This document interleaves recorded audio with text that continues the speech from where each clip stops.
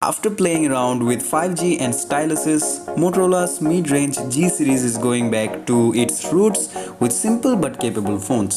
The Moto G10 and G30 are the start of a new generation, one that focuses on a solid camera experience and long battery life.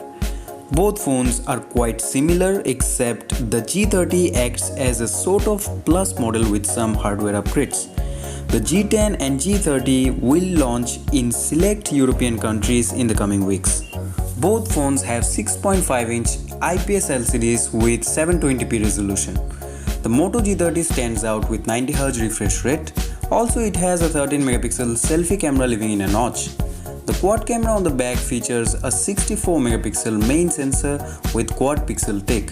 Post binning, the sensor effectively has 1.4 micron pixels and 16 megapixel resolution, which combined with the bright f1.7 aperture lays the groundwork for the night vision mode. The main cam is joined by an 8 megapixel ultra wide angle camera. There's no telephoto camera, instead the high resolution main sensor takes on zooming duties. Two additional cameras are on board, a 2 megapixel macro cam and a 2 megapixel depth sensor. Video recording is limited to 1080p 60fps. And that's the limit of the chipset, as the G30 is powered by a Snapdragon 662. It has 8 Kryo 260 CPU cores plus an Adreno 610 GPU. It runs Android 11 with a few Motorola developed features added on top. The phone comes with 4GB or 6GB of RAM and 128GB of built-in storage. There are single and dual SIM versions, and while both have microSD slots, the dual SIM version uses a hybrid slot design, which limits it to one SIM if you have a microSD card in there. This is a 4G phone. It also supports Wi-Fi, Bluetooth 5.0, NFC and a variety of satellite positioning systems. Wired connectivity includes USB-C and a 3.5mm headphone jack. An FM radio receiver is also available there. The 5000 mAh battery is good for over 2 days of usage. According to Motorola's own testing, it can be charged back up quickly at 12 watts. The Moto G10 is similar, though with some of the extra features dialed back. For example, the 6.5-inch 720p plus screen is locked at 60Hz. Also, the 5000 mAh battery tops out at 10 watt charging. Still, the Snapdragon 460 chipset is just a downclocked version of the 662.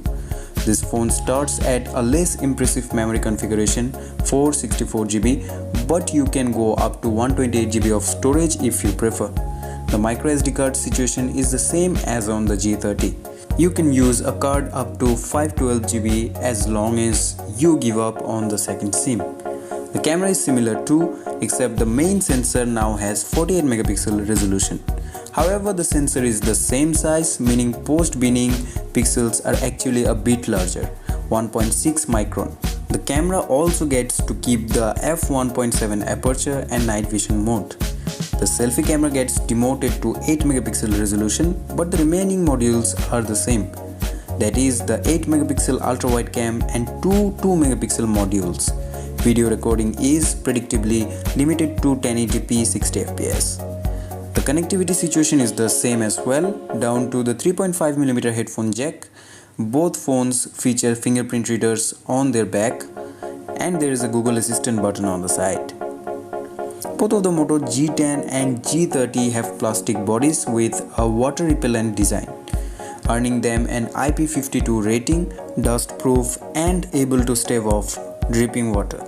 Moto G10 will retail for around 13k in India and 15k in Bangladesh, while the G30 will be around 18k in Bangladesh and around 15-16k in India. The both smartphone will hit the shelves before the end of this month.